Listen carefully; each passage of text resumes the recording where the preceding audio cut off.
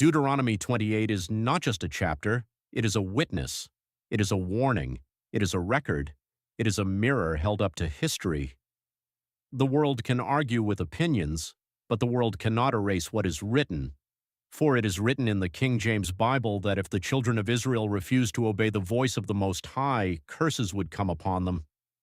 Not small curses, not hidden curses, but curses so clear that history itself would testify.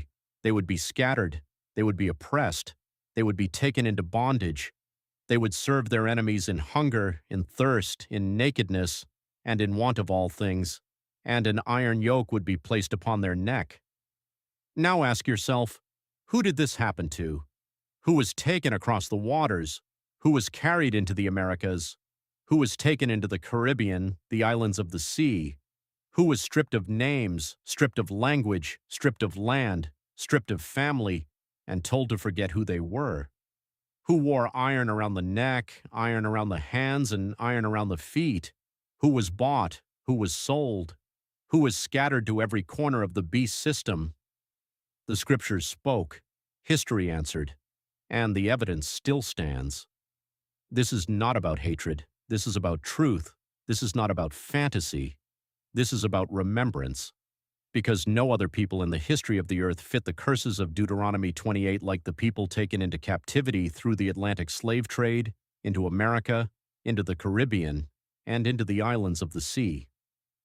The Bible said they would go into Egypt again with ships. Egypt means bondage. Egypt means captivity. Egypt means the house of oppression. And they were taken by ships, not as kings, not as guests, not as travelers, but as captives.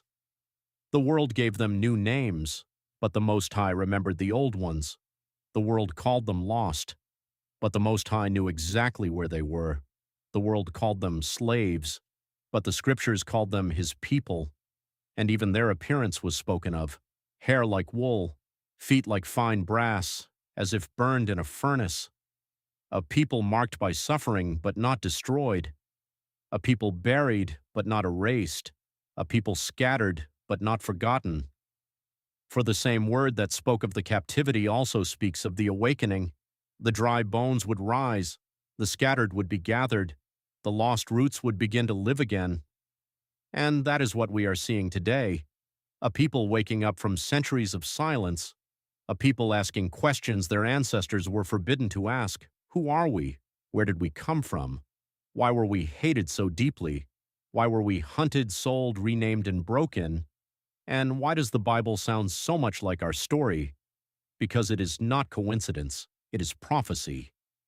The Most High allowed the world to hide the truth for a season, but no lie can live forever. The book is open now. The curses have been seen. The history has been recorded. The ships have been remembered.